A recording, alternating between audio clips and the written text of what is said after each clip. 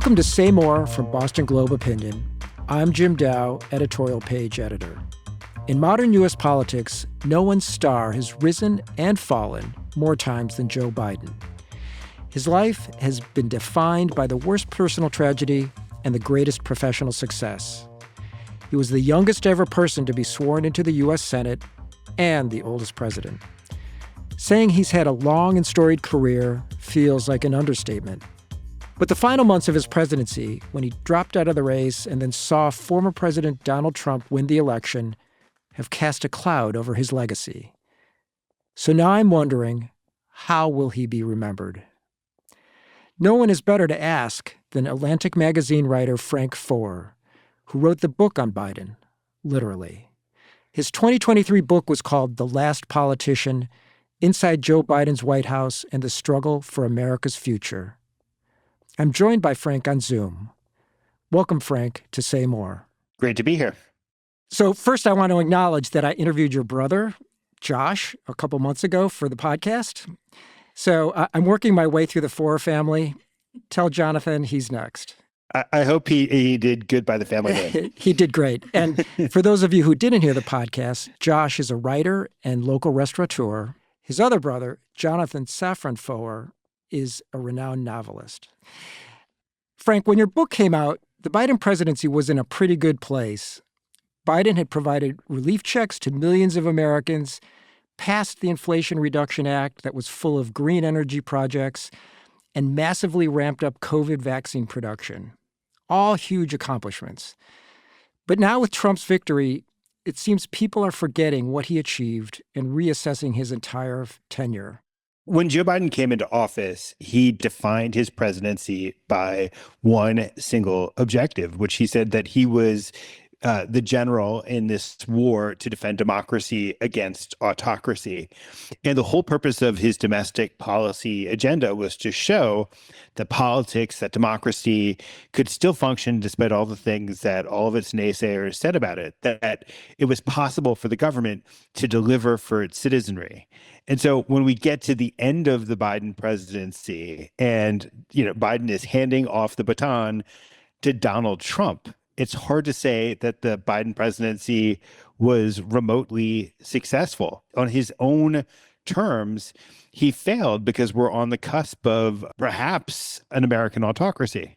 Well, let's bore in a little bit on the issues that seemed to play out during the election and were held against Biden. Inflation, for instance. A lot of people would say inflation was there perhaps before Biden arrived, but he aggravated it with his huge spending policies that he put in place, partly to revive the economy during what looked like was going to be a recession. So how much of that do you think Biden deserves to take the fault for, and how much is that unfair, do you think? I mean, just to zoom out a little bit, I think that by most objective measures, Joe Biden is handing Donald Trump a country that's in very good shape, an economy that's at least in very good shape, that relative to other Western European democracies, for instance, America is strong. It's growing faster. Its inflation it came under control lower. Its stock markets are doing better. There's more capital investment. But I think inflation ended up playing into the questions about Joe Biden's age that were so much at the fore by the beginning of this last summer, that the problem with having an older, less energetic president is that it doesn't look like he's in control. And so when you take something like inflation or you take something like the border, there is this perception that things are spinning out of control and that there's nobody in charge. That doesn't mean necessarily that in all these instances, things are actually out of control. It's just a question of perceptions. And he could never win that war of perception. That's a great point. And I actually want to come back to the perception of his frailty in a second. But your point about how he's leaving the country actually in pretty damn good shape for his successor raises some interesting questions. I mean, Trump could easily try to undo many of the things Biden has done. He could also leave them in place and then take credit for whatever benefits emerge from those policies. And so how much do you think the question of Biden's legacy will rest on actually what Trump does in the coming few years? I mean, I think that I'm just thinking about this in the realm of foreign policy, for instance, where Joe Biden spent all of this time pursuing a normalization deal between Saudi Arabia and Israel that would historically reshape the Middle East. And he did all of this spade work. And it's possible that Trump will be able to waltz into office and make it happen. But there's a very interesting thing as it relates to economic policy with these two presidents, which is that there's a lot of baseline agreement about the approach between them, that they both believe in a form of economic nationalism where the government helps pick winners in order to supercharge a revival of American manufacturing.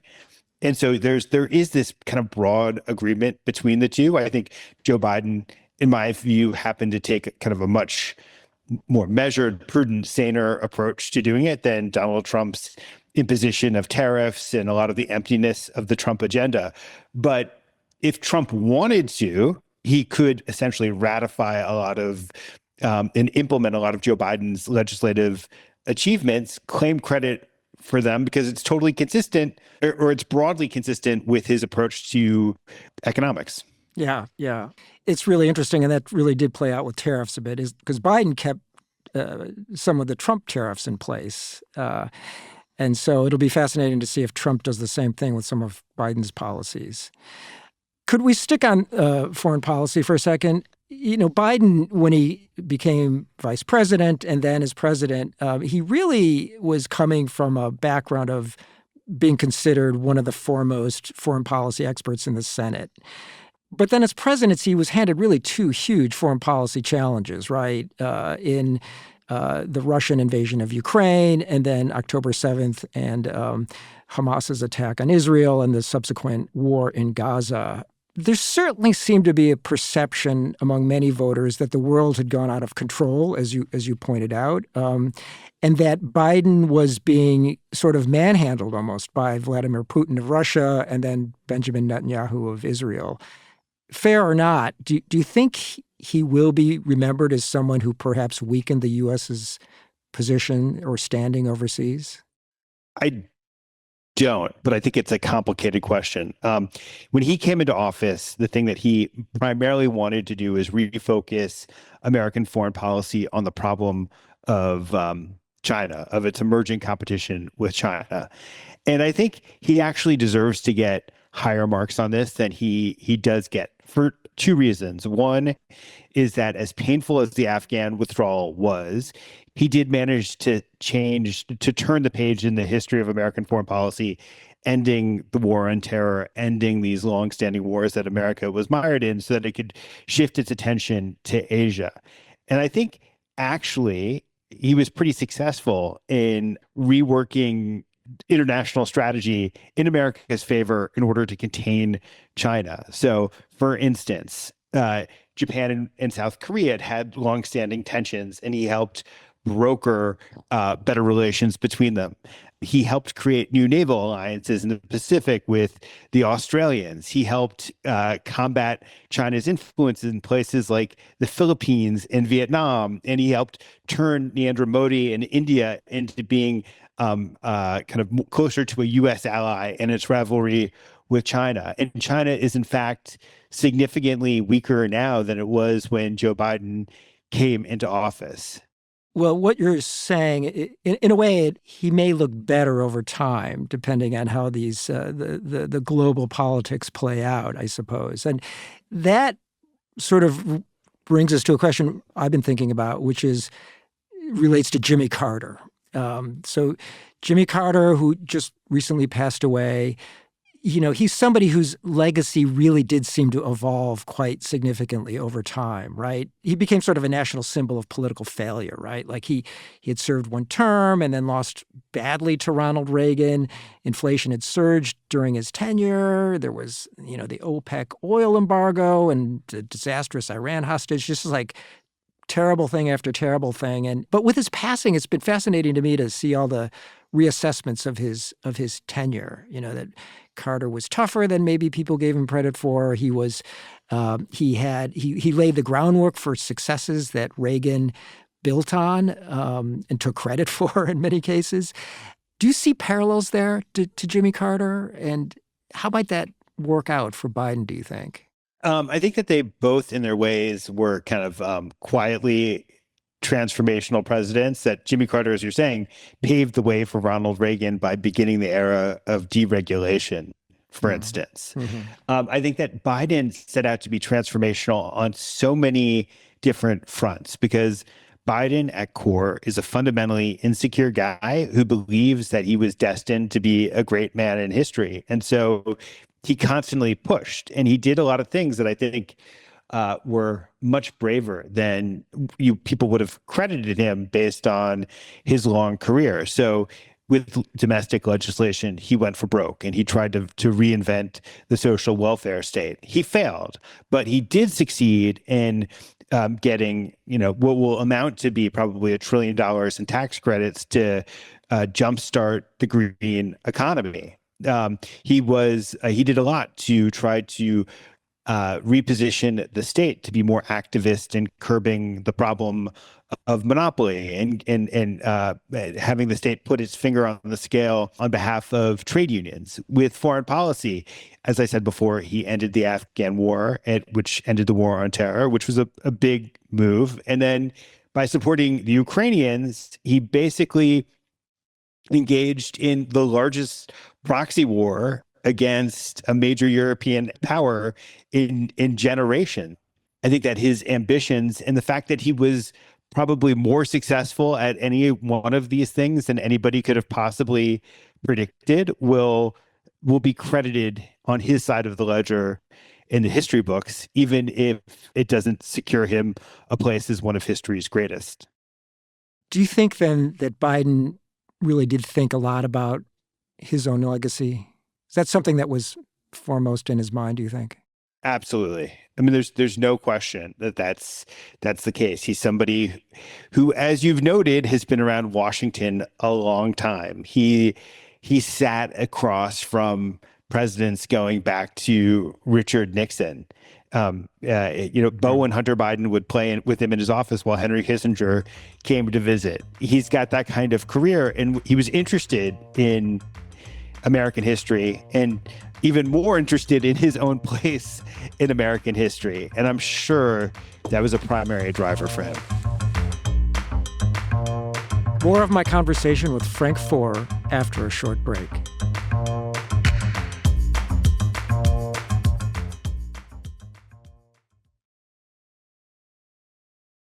So now that we've covered the present day, I want to look back a bit at Biden's long career. Why do you refer to Joe Biden as the last politician in the title of your book? It seems to imply he's from a different era of politics, one that's over now. Is that what you meant? Yeah, that's what I meant. But I also meant that he had a different theory about the way that the system needed to operate that feels now incredibly out of fashion, that he prided himself on his ability to persuade the other side to stake out compromise when compromise was possible. He hated maximalism in politics when there was a deal to be had.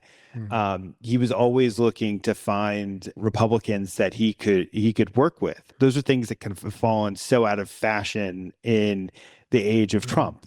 And his theory of the presidency was that in order to save democracy, he needed to prove that politics in the conventional old-fashioned sense could still work, because he didn't see any alternative to that. But as your book points out, that did work for the first couple of years, right? But somehow it all fell apart in the last couple of years. What happened there? I haven't written this book about the last 2 years of the Joe Biden presidency, and I probably won't. But I have a couple theories. The first is that his successes never really connected with the American people, in part because he was making long-term investments in America, and they seemed a little bit beside the point when the nation was suffering from inflation. The second thing is that I think because of his age, he never seemed very energetic. And I think that his age, which I didn't really see as much of an issue in the first 2 years. In fact, every story that I heard from the, hundreds of interviews that I had basically reflected the thesis that, if anything, his age was a strength because he had this experience that he was able to draw upon as he was navigating politics. But I think his stamina started to suffer, as the presidency went on. And I think there was a political price to be paid for that. Well, let's stay with that for a second. I'm assuming you had some access to him. You met with him. Were you able to talk with him directly or see him in action or interview him in the Oval Office? He was very suspicious of books about the presidency. And he also felt like books about the presidency would compete with the own very hot memoir that he hoped to write someday. But I was able to go in and meet with him a couple times as part of broader groups of reporters. And so I was able to get a sense of him through that. Got it. Well, so I'm curious then, did you perceive a decline in his physical abilities or his mental capacity in those meetings? I mean, what I perceived was that he was old, but that was something that everybody in the United States could perceive. What I saw when I went in to visit him was somebody who, walked with a stiff shuffle. I saw somebody who liked telling stories that would go on forever. Somebody who sometimes would grasp for a name that he couldn't remember. I saw somebody who, in one answer would give kind of a long-winded, aimless response, and then in the next answer, give a really sharp, shrewd analysis of something. And it's just very hard to know what's inherent to Joe Biden, who was just being Joe Right. Biden, because of a lot of these are characteristics that he possessed his entire career, and what was a sign of aging. They're two separate questions. One is a question about governing. Mm, Like, over the course of the last 4 years, did he have the capacity to be president of the United States? And I think he did. hmm Um, and then this other question is, should he have ever considered running for a second term? And I think that was a bonkers decision that mm, was very vain and very selfish, and he probably shouldn't have made it. And I don't think that was a problem with him being old. I think that was a problem with him being Joe Biden. But I think the mm, problem with his decision to run was that he was old. He just didn't have the stamina to run for reelection. I think when he got to that debate stage with Donald Trump, he was under a lot of pressure and he totally choked. I mean, mm, it was a product. It was the product of his age, for sure. He just performed abysmally, mm. and I think it was obviously the correct thing for the Democrats to do to push him out of the race, and they should have pushed him out months earlier. One of the things I find endearing about Biden, and I think many voters do as well, is that he's so open about his love for his family. People know that he's been through great tragedy. He lost his first wife and his young daughter in a car accident, and more recently, his oldest son, Beau, died of cancer. He gushes over his second wife, Jill, and is really stuck by his son, Hunter, through various scandals. So, what do you make of his decision to pardon Hunter for tax and gun crimes? And how much might it tarnish how Biden is remembered in history books? Joe Biden's relationship with Hunter Biden is obviously colored by the car crash that killed other members of his family in 1972. But it's also colored by his relationship with Beau Biden. That Beau Biden was the son that he considered to be his political heir. He had incredible ambitions for Beau Biden. Beau Biden, I think it's pretty clear, was the son that he loved most. And obviously he was crushed by Beau's death, but I think it made his relationship with Hunter Biden very complicated. Joe Biden understood that Hunter could see the way that he doted on Beau and celebrated Beau and talked about him in this glowing sort of way. And so I think there was a lot of guilt there. And I think that the guilt led Joe Biden to be far too charitable to Hunter Biden. And we get to this moment of the pardon, and Joe Biden claims to be saving American institutions, saving the rule of law.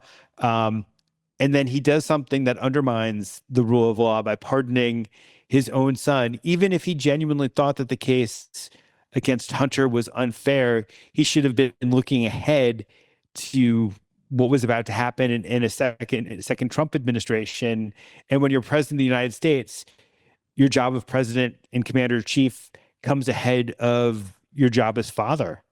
And I think that he basically let the nation down, and he let his legacy down by pardoning Hunter.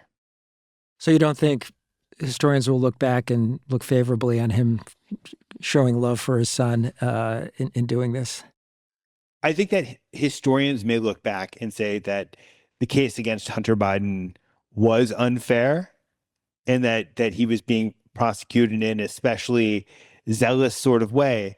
But even then, I don't think that they'll deliver a charitable verdict on any of this, because when when you're the son of the president of the United States, you shouldn't be allowed to get away with even ticky-tack offenses, because it's imperative that the first family set an example for the rest of the nation about being that nobody is above the law.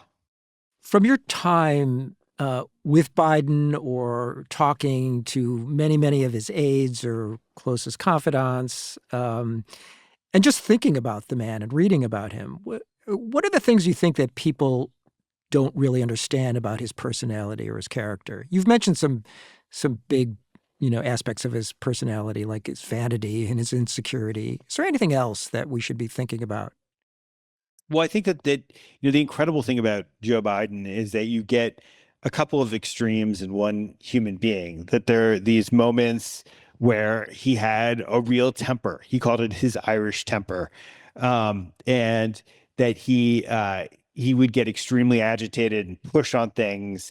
At the same time, he was somebody who was capable of incredible moments of grace. That everybody who works with Joe Biden has these stories about when somebody dies, that he gets on the phone and he has a long conversation with their mother or what have you.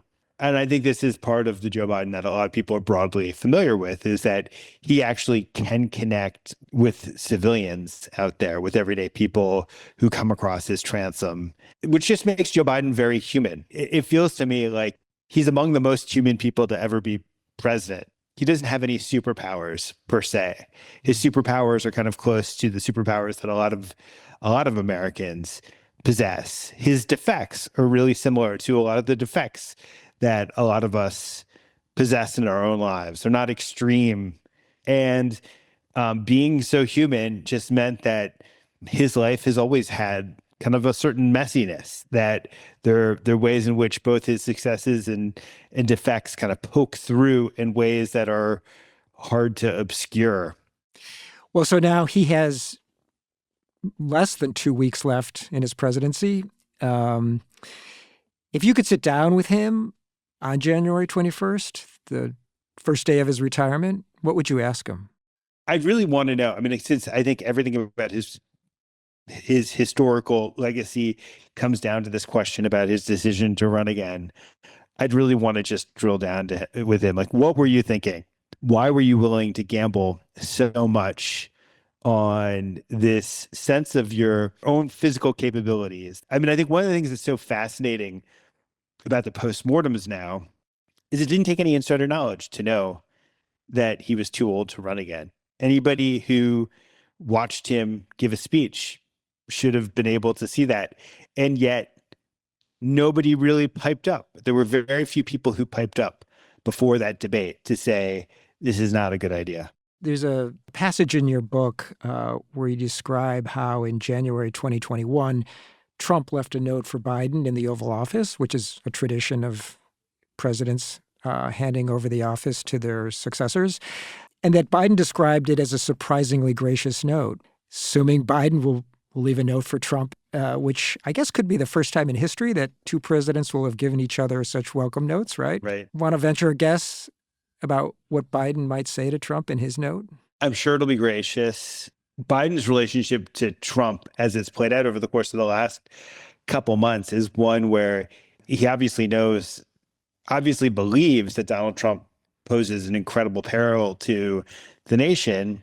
And yet, as somebody who's a through and through institutionalist, kind of proceeds with these rituals without any sense that the rituals need to be altered because of the person about to step into the Oval Office. I would think that whatever wisdom he imparts would be pretty close to the wisdom that he would have imparted 4 years ago or 8 years ago, because that would be the very Joe Biden thing to do. As the last politician. As the last politician, to coin a phrase. Frank Foer is a writer for The Atlantic. His latest book is The Last Politician: Inside Joe Biden's White House and the Struggle for America's Future. Thank you so much for joining me, Frank. My pleasure. Say More is a production of the Boston Globe. Today's episode was produced by Anna Kussmer.